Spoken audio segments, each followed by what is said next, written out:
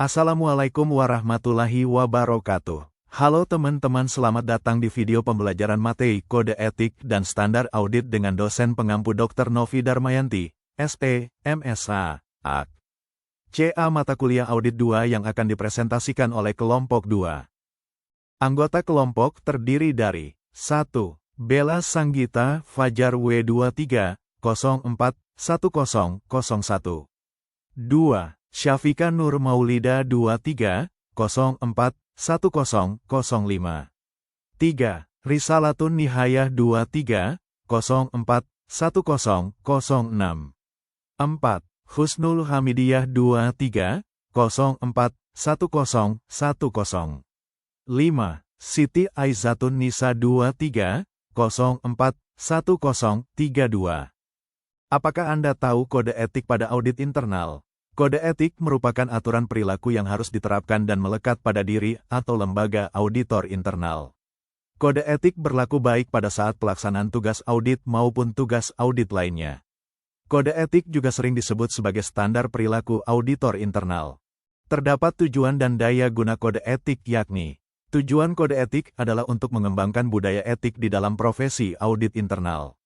Sedangkan daya guna kode etik diterapkan oleh individu maupun entitas yang menyediakan jasa audit internal.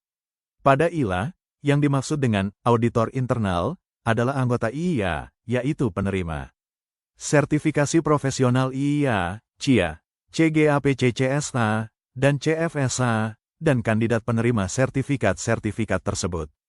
Penyimpangan auditor internal terhadap kode etik akan dievaluasi dan diproses melalui peraturan yang telah dibuat oleh IIA dan panduan administrasi.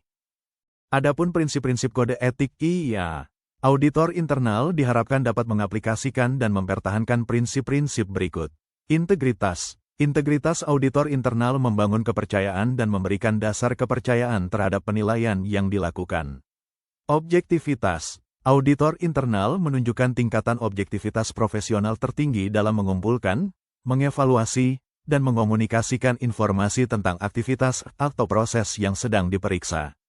Auditor internal membuat penilaian yang seimbang terhadap semua kejadian yang relevan dan tidak dipengaruhi oleh kepentingan pribadi maupun kepentingan orang lain dalam membuat penilaian. Kerahasiaan. Auditor internal menghormati nilai dan kepemilikan informasi yang mereka terima, dan tidak mengungkapkan informasi tanpa izin kecuali ada ketentuan perundang-undangan atau kewajiban profesional untuk melakukannya. Auditor harus bijaksana dalam menggunakan informasi yang diperoleh dalam pelaksanaan audit. Auditor tidak diperkenankan mendiskusikan hal apapun yang berkaitan dengan audit yang dilakukan terhadap pihak luar yang tidak termasuk dalam staf audit. Kompetensi. Auditor internal menerapkan pengetahuan, keahlian, dan pengalaman yang diperlukan dalam menjalankan tugas dan tanggung jawabnya pada jasa layanan audit internal. Selanjutnya, standar profesi audit internal. The International Internal Audit Standard Board, IASB, telah merilis standar terbaru yang berlaku mulai Januari tahun 2013. Standar tersebut dikenal dengan Standar Internasional untuk Praktik Profesional Audit Internal, SIPPAI. 1. Menggambarkan prinsip-prinsip dasar yang merepresentasikan praktik audit internal yang seharusnya. 2. Memberikan kerangka kerja untuk melaksanakan dan mengembangkan berbagai aktivitas audit internal yang mempunyai nilai tambah. 3. Memberikan kerangka dasar pengukuran kinerja audit internal. 4. Meningkatkan proses dan operasi organisasi. Berikut ini standar atribut dan standar kinerja secara lengkap disajikan sesuai dengan standar internasional untuk praktik profesional auditor internal. 1. Standar atribut. Dapat tujuan, kewenangan, dan tanggung jawab. Tujuan, kewenangan, dan tanggung jawab aktivitas audit internal harus dinyatakan secara formal di dalam piagam audit internal, yang konsisten pada definisi audit internal, kode etik dan standar Kepala SKAI secara berkala melakukan review terhadap piagam audit internal dan menyampaikannya kepada manajemen senior dan dewan untuk mendapatkan persetujuan. Piagam audit internal merupakan sebuah dokumen formal yang mendefinisikan tujuan, wewenang, dan tanggung jawab kegiatan audit internal. Piagam audit internal menetapkan posisi aktivitas audit internal dalam organisasi, kewenangan akses terhadap catatan, personel, dan properti fisik yang relevan dengan pelaksanaan penugasan dan mendefinisikan lingkup aktivitas audit internal. Persetujuan final dari piagam audit berada di Dewan.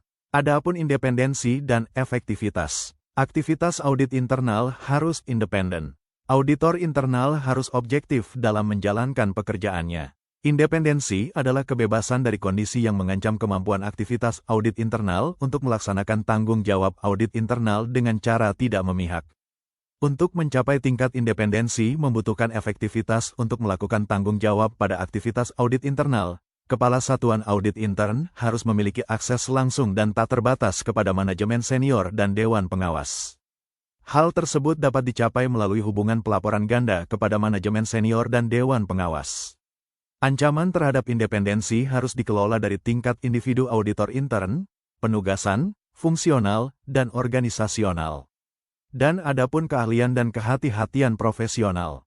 Auditor internal harus memiliki pengetahuan, keterampilan, dan kompetensi lain yang dibutuhkan untuk melaksanakan tanggung jawab.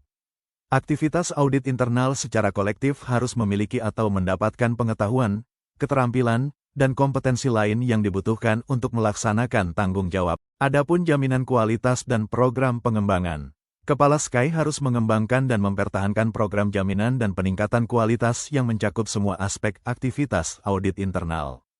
Suatu program jaminan dan peningkatan kualitas dirancang untuk memungkinkan suatu evaluasi kesesuaian aktivitas audit internal terhadap definisi audit internal dan standar, serta evaluasi apakah auditor internal telah menerapkan kode etik. Program jaminan dan peningkatan kualitas harus mencakup penilaian internal dan eksternal.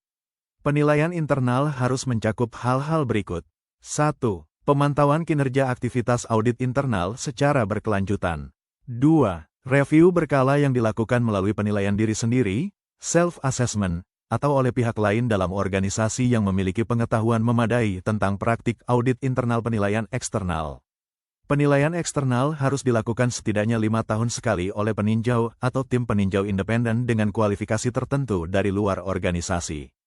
Kepala SKY harus membicarakan dengan Dewan tentang 1. Kebutuhan untuk penilaian eksternal yang frekuensinya lebih sering. 2. Kualifikasi dan independensi peninjau atau tim peninjau eksternal, termasuk potensi konflik kepentingan yang ada.